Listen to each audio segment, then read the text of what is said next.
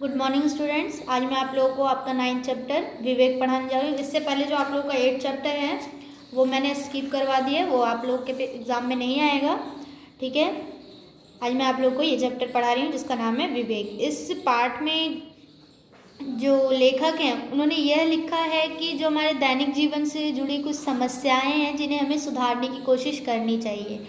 ठीक है, जिस पे हमें विचारशील बल भी देना चाहिए। ठीक है, जिससे हमारे जीवन की सार्थकता को हम समझेंगे और उसको महत्व देंगे। सबसे पहले इसमें देखिए वाणी और व्यवहार के बारे में पढ़ेंगे कि हमें अपनी वाणी और व्यवहार को कैसा रखना चाहिए। मुन्ना जोर जोर से अपना पाठ रट रहा है। मुन्ना नामक एक पात्र है इसमें और उसकी बहन है। ठीक है, अब जो पाठ रट रहा है यानी कि जो स्कूल में होमवर्क मिलता है, जो भी उसके पाठ में लिखा था, ठीक है, उसे वो जोर जोर से बोल रहा था, रट रहा था बार बार एक ही लाइन को। जैसे कि cleanliness is next to godliness. ठीक है, cleanliness is next to godliness, बार बार यही रट रहा था। बड़ा सुंदर पाठ है। हिंदी में इसका अर्थ लगभग यह हुआ कि सुचिता देवत की छोटी बहन है। ठीक है, उसके बाद है मेरा ध्यान अपनी, यानी कि सुचिता देवत की छोटी बहन है। इसका ये अर्थ है कि जो ये क्लीनलीनेस है, साफ सफाई है, ठीक है, स्वच्छता है, वो देव का रूप है। ठीक है, वही जहाँ पे स्वच्छता रहता है वहीं पे देवी का वास होता है। मेरा ध्यान अपनी किताब से, यानी कि जो मुन्ना की बहन है उसका ध्यान अपनी किताब से हटकर मुन्ना की ओर चला जाता है। पाठ याद हो गया? वो पूछती है अपने भाई से, मुन्ना से, मुन्ना के मित्र बाहर से बुला रहे हैं। मुन्ना पैर में चप्पल डालकर सपाटे से, यानी कि जल्दी से बाहर निकल जाते हैं। उनके खेलने का समय हो गया है। ठीक है, अब कमरे में बिटिया आती है। भाई पर बहुत लाड है इनका। मुन्ना 7 समंदर पार की भाषा पढ़ रहे हैं, इसीलिए भाई का आदर करती हैं। बिटिया अंग्रेजी नहीं पढ़ती। मेज के पास पहुंचकर बिटिया निशान के लिए कागज लगाकर मुन्ना की किताब बंद करे, यानी कि जैसे कि जो पाठ मुन्ना याद कर रहा था उसके बीच में किताब रखकर उस किताब को बंद कर रही थी। किताबों, कॉपियों, कागजों को बेतरतीब ढेर को संभाल कर करीने से चुनती है, यानी कि उसको जो किताब कॉपी इधर उधर पड़े हुए थे उसको अच्छे से सलीके से रखती है उठाकर। खुले पड़े पेन की टोपी बंद करती है। गीला कपड़ा लाकर स्याही के दाग धब्बे पोंछती है और कुर्सी को कायदे से रखकर चुपचाप चली जाती है। Cleanliness is next to godliness.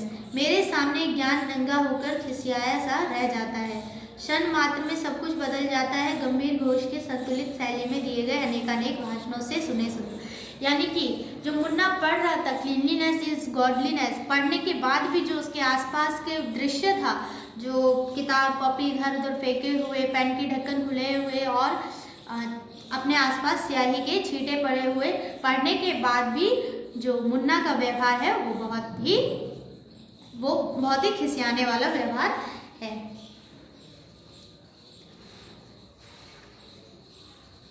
सुगठित वाक्य कानों में गूंजने लगते हैं। मनमोहिनी जिल्द की शानदार छपाई वाली पुस्तकों में पढ़े कलापूर्ण अंश आंखों के आगे तैर जाते हैं। ये सब आसपास का दृश्य देख के मुन्ना की बहन को ऐसा प्रतीत होने लगता है कि ये सब खाली है।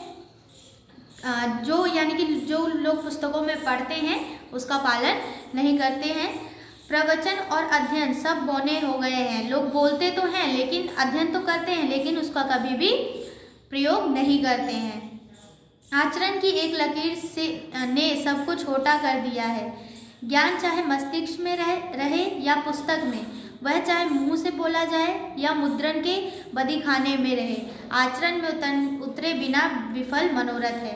यानी कि जब तक इंसान किताबी भाषा तो पढ़ लेता है, ठीक है, अध्ययन तो कर लेता है, प्रवचन तो बोल देता है, लेकिन अगर उसके अंदर आचरण या उसका व्यवहार, उसकी वाणी अच्छी नहीं रहेगी, ठीक है, तो वह अपना मनोरथ कभी भी पूरा नहीं कर सकता और वो हमेशा विफल ही रहेगा।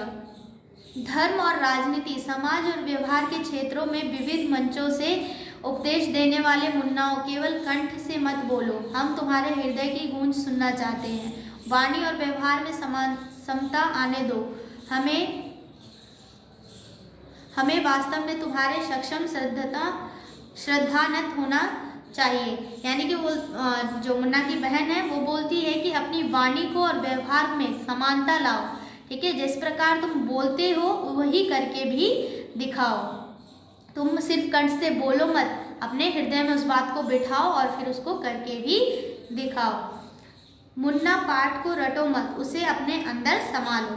बात को मुंह से और स्वयं को घर से बाहर निकालने से पहले इन दाग धब्बों को पोंछ लो जो तुम्हारे असावधानी से चारों ओर पड़ गए हैं। ठीक है, तो इसमें मुन्ना की बहन ये समझा रही है मुन्ना को कि जो तुम बोल रहे हो उसे करके भी दिखाओ, अपने व्यवहार को और अपने वाणी को एक जैसा रखो, यानी कि समान रखो।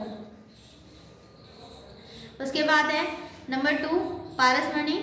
ठीक है, पारसमणि एक पत्थर होता है, एक मणि होता है जिससे लोहा से छुआकर सोना बनाया जाता है। ठीक है, उसके बारे में बताया गया है इस चैप्टर में। पारसमणि है तुम्हारे पास, लेखक पूछ रहे हैं, नहीं तो, और तुम्हारे पास, नहीं तो, और तुम्हारे पास, नहीं तो। लेखक यहाँ वहाँ जाने कितने से पूछा पर पारसमणि तो कहीं नहीं मिली। क्या इस अद्भुत मणि की बात नीरी कल्पना है? खाली कल्पना है इस अद्भुत मणि की बात? कहा जाता है कि पारसमणि से लोहा को छुआकर सोना बनाया जाता है। यदि वास्तव में ऐसी कोई मणि है तो मुझ अभागे को क्यों नहीं मिलती? तभी किसी ने कहा, है मेरे पास पारसमणि, तुम्हें चाहिए क्या? यानी कि लेखक बोलते हैं कि मेरे पास है पारसमणि, तुम्हें चाहिए क्या? क्या करोगे उसका? तो जो दूसरा व्यक्ति होता है वो उत्तर देता है, हाँ चाहिए, इसलिए ना खोज रहा हूँ, खोजता फिर रहा हूँ, उसके स्पर्श से लोहे को सोना बनाऊंगा। उसी ने कहा, शुभ संकल्प है तुम्हारा, मणि तो तुम्हें दे दूं, पर एक बात बताओ, लोहा है तुम्हारे पास? मुझे जैसे काट मार गया। पारस की पहली शर्त लोहा है, यह तो कभी ध्यान ही नहीं दिया कि जब लोहा रहेगा तभी तो उसको छुआकर सोना बनाएंगे पारस पत्थर से। तो उस व्यक्ति के पास लोहा भी नहीं था। मेरे असमंजस देख वही बोला, ना सही लोहा, लकड़ी, पत्थर, जो लेखक है वो बोलते हैं चमड़ा, पीतल, कुछ तो होगा, वही लाओ, मेरे पास बहुत प्रकार की पारसमणियाँ हैं। लेखक ऐसा बोलते हैं। आश्चर्य से दूसरा व्यक्ति, क्या पारसमणियों के भी बहुत प्रकार होते हैं? परंतु मेरे पास तो कुछ भी नहीं, बिल्कुल खाली हाथ हूँ। हाय, सोना बनाने का कैसा सुयोग हाथ से निकला जा रहा है। उसी ने धीरज बंधाया, लेखक ने धीरज बंधाया, निराश मत हो, जिसके पास कुछ नहीं उसके लिए पारसमणि है, उसके लिए भी पारसमणि है। सुखद आश्चर्य से भर उठा मैं, मणि लेने के लिए हाथ आगे फैलाता है वो व्यक्ति, वही बोलता है, याचना के लिए फैलाए गए हाथ का भाग केवल तिरस्कार है। यानी कि जो लोग मांगने के लिए अपना हाथ फैलाते हैं वो तिरस्कार के भागी होते हैं। लेखक उस व्यक्ति को ऐसा समझाते हैं।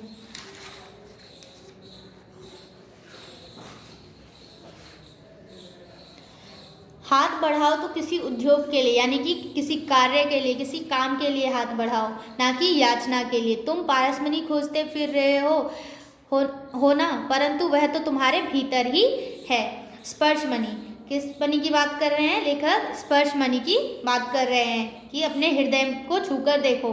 खाली हाथ हो तो सेवा के स्पर्श से, अगर खाली हाथ हो तुम तो लोगों की सेवा करो। लोहे पीतल वाले हो तो कौशल के स्पर्श से, और प्रतिभा वाले हो तो अपनी लगन और मेहनत से स्पर्श से, लगन और मेहनत की स्पर्श से ही मनचाहा सोना बना सकते हो। अगर मेहनत करोगे तो तुम जरूर अपनी मनोरथ को पूरा कर सकोगे। लेखक ऐसा कहते हैं। स्पर्श तुम्हारा जितना शुद्ध होगा, तुम्हारा काम जितना अच्छा होगा, तुम उतना ही अच्छा सोना प्राप्त करोगे।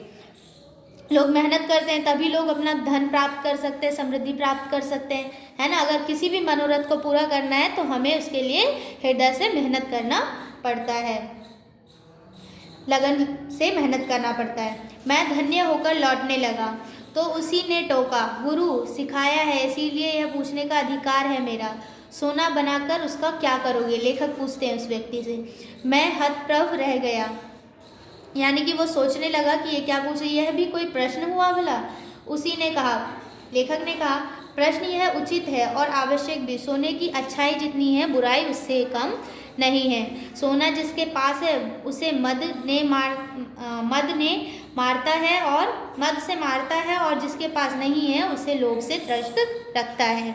शुद्ध सोने का वास शुद्ध व्यक्ति और शुद्ध समाज में ही संभव है।